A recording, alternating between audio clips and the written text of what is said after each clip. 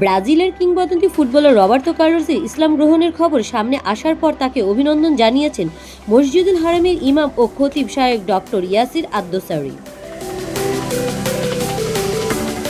বুধবার নিজের verified Facebook পেজে কার্লোসের অতীত ও বর্তমানের ছবি শেয়ার করে তাকে স্বাগত জানিয়ে তিনি লেখেন, রহমতের ধর্মে তোমাকে স্বাগতম। একই সঙ্গে কার্লোসের জন্য দোয়া করে তার ইসলাম গ্রহণের বরকত ও দ্বীনের উপর অটল থাকার প্রার্থনা করেন তিনি। এর আগে তুরস্কের ক্ষমতাসীন একে পার্টির গাজিয়ান্তেপের সংসদ সদস্য আলী শাহিন সামাজিক যোগাযোগ মাধ্যমে কার্লোসের ইসলাম গ্রহণের দাবি জানান।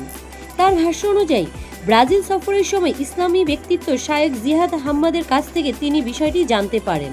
প্রায় 4 সপ্তাহ আগে সাও পাওলোতে কার্লোস ও শায়েখ জিহাদ হাম্মাদের সাক্ষাৎ হয় এবং সেখানেই শাহাদাত পাঠ করে কার্লোস ইসলাম গ্রহণ করেন বলে দাবি করা হয়েছে।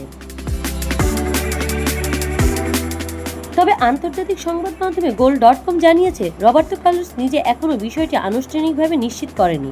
ফরাসি ফুটবলার উইলিয়াম সালিবাও সামাজিক যোগাযোগ মাধ্যমে একই দাবি করেছেন। সাপ্তাহিক বাংলা গেজেট নিউজ ডেস্ক।